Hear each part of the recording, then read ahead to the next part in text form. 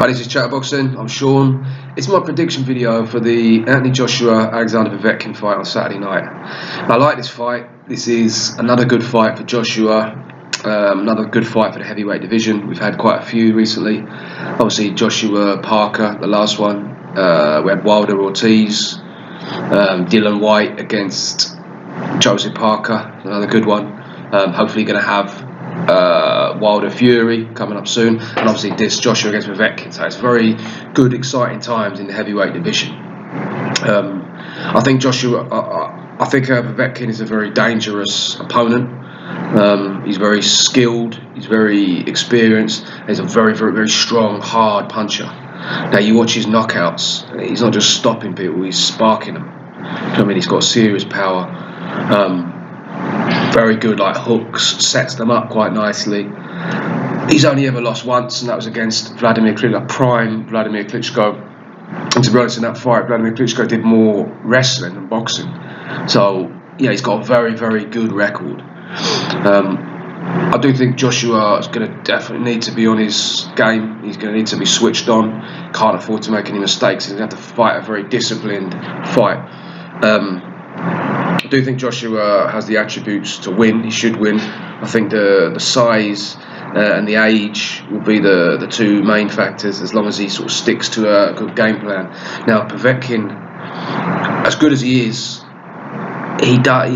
quite a bit smaller. He's got shorter reach. He's not particularly quick on his feet, really. I mean, not for someone like Joshua, who's very, very good at just sort of springing backwards and forwards, and he can reset his feet. Watch the Joseph Parker fight. He's kind of stayed out of it. He maintained that range quite well. Now Joseph Parker's not as aggressive as Alexander Povetkin, but he's quicker on his feet.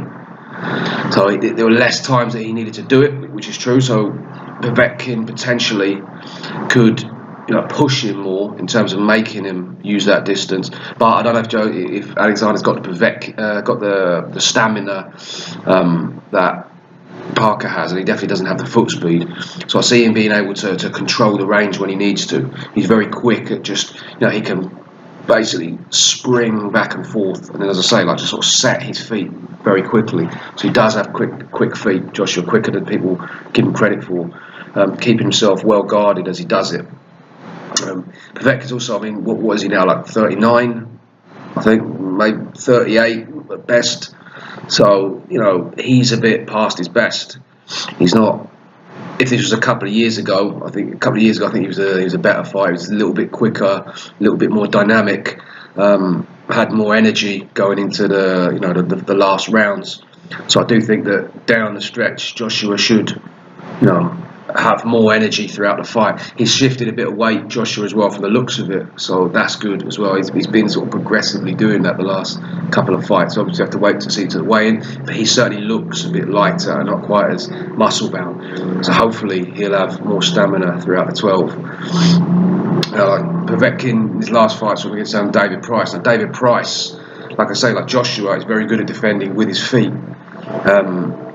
David Price is very tall, but he doesn't really use his height. He doesn't use his feet to defend himself, and he doesn't really use any sort of upper body movement either. I mean, he does a little, maybe like throw a couple of punches and then sort of slightly move his head a couple of times, but he doesn't really protect himself like that, where David would sort of shell up. And for someone his size, that was kind of like inviting Povetkin to just close the distance on him. It was only really a matter of time before we'd get one hook to the body and bang over the top, and that's exactly what he did. Joshua has a much tighter guard than Price. Price just he'll just sort of shell up like that, but it looks like he's panicking. You know what I mean? He'll just like throw a couple and then just sort of step back and hold that. Joshua is much more composed. People criticise his lack of head movement, upper body movement. Yeah, that's probably a fair criticism. But what he does have is good defence, good blocks, parries. He'll like parry one and catch you with another one, catch and shoot. Times it well, gives you the counter jab. So I think on the inside, Joshua is, he's pretty good. He can defend himself quite well. Povetkin will be very dangerous in there. I don't think it's ideal, really, for Joshua to be in that situation, because there's no real need to. I mean, he's taller, longer reach, quicker on his feet, and he's got hard, straight punches, and he can move around the ring quicker, and he's got more energy. So I think it's going to suit Joshua more to keep the fight at a long range, because then he's going to have a big advantage over Povetkin. But if he does get in close, I think he could do some real damage to Povetkin. I think he can keep himself quite well guarded as he does. He does have fast hands, and he does like throwing combinations. Now, if he does that too much, then I wouldn't be surprised if Povetkin catches him. And if he does catch him, I mean, we've seen Povetkin's a serious power puncher. Watch his knockout reel. People are sparked out on the floor, big lumps, boom, put them down with the hooks. So Joshua needs to be very careful of that. What I think he should do, and what I think he probably will do, is try and wear Povetkin down a bit from range. Because Povetkin just comes forward and forward. He kind of lunges in as well. You know what I mean? Because he's quite short, his arms are quite short, and he's essentially like a hooker. So he's coming, he's trying to throw these like looping hooks. So I think Joshua needs to have him walking onto him and control that range. Start him off with use the jab, get some good straight punches, get a few early rounds in the bag,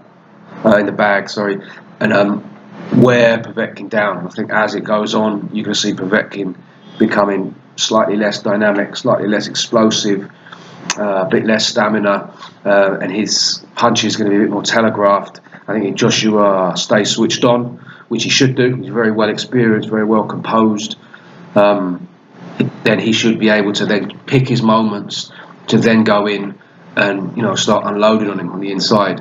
Now, Klitschko beat Povetkin really just by grabbing hold of him, really. I mean, yeah, he had like a longer range, and Klitschko uses his feet quite well as well.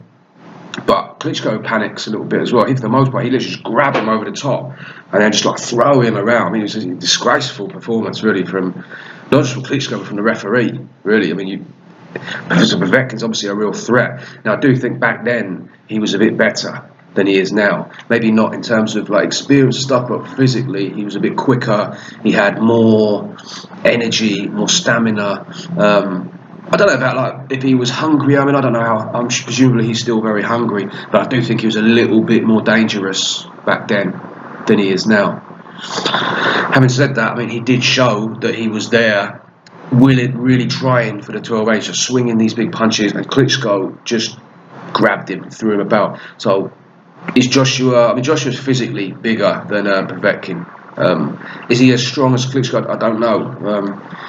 Povetkin's pretty strong. I do think like you'd have to favour Joshua in these kind of wrestling. Like, he is quite a bit bigger, younger, fresher. But still, I don't think that's really Joshua's game. I mean, he can use it maybe occasionally if he has to, but I hope not.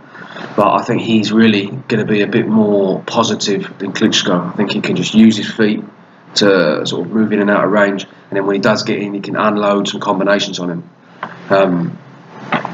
As I say, I can see Povetkin winning. If Joshua gets carried away, because obviously after the last fight, a lot of people were criticising the performance, saying that it was quite boring. Joshua obviously built up his name as a knockout artist, like just doing demolition jobs on everyone. Then that fight was a bit. I mean, to be honest, I blame Parker more than Joshua, because Parker was really negative in that. But Joshua himself was quite safety first. Now, I mean, I don't know. Apparently, like according to Eddie Hurt, I mean, I don't know how credible that is, but the pay-per-views are did very well in that. This one, I don't know if this is more interesting to the public. It's not for the sort of casual fan. Joseph Parker was a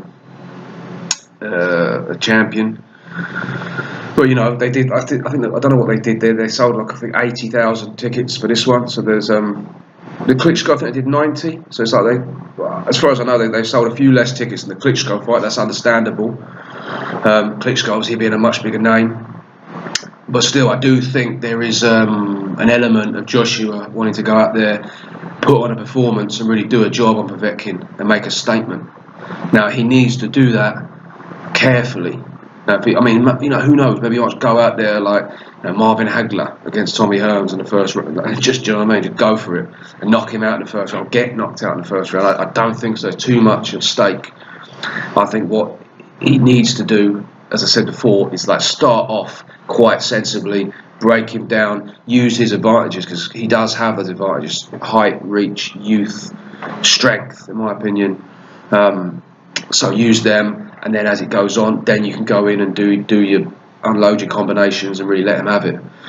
So yeah, Povetkin can catch him in some of that, in some of it, because he's tough. But I've never seen him. I mean, David Price nearly knocked him down with the left hook.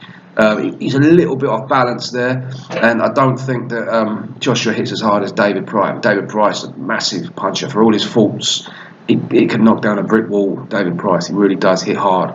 So, can Joshua? Yeah, he can do early on, but I think his best bet is to wear him down and then try and take him out. He's obviously never been stopped before. I think Joshua can do it, and to be honest, I think he will do it. What I think is going to happen is the first 4, 5, between 3 and 5 rounds. I mean, for the first up to 3, I mean, from 3 to 5, it's going to be Joshua's outboxing him, very disciplined. A few scares, maybe. I mean, they might both go down in this fight. It wouldn't surprise me, because Povetkin is lethal with those punches. I do think Joshua's learned enough. He obviously got knocked down in the Klitschko fight. It was the first time he got knocked down in his career. I think he's learned enough he was quite composed in that, to weather the storm if that does happen, hold on. I wouldn't be surprised if he does get knocked down, but I do think he's going to outbox him for that part, and then I think he's going to start putting it on him. And my prediction is that probably, I would say, round 7 or 8, I think Joshua's going to put it on him, and he's going to stop him. I think he's going to get very aggressive and really want to put on a show. I think around 7 or 8, he's going to just unload on him after softening him up. And I think the referee is going to stop the fight, or Povetkin's just going to get sparked out. We'll see. So that's what I think.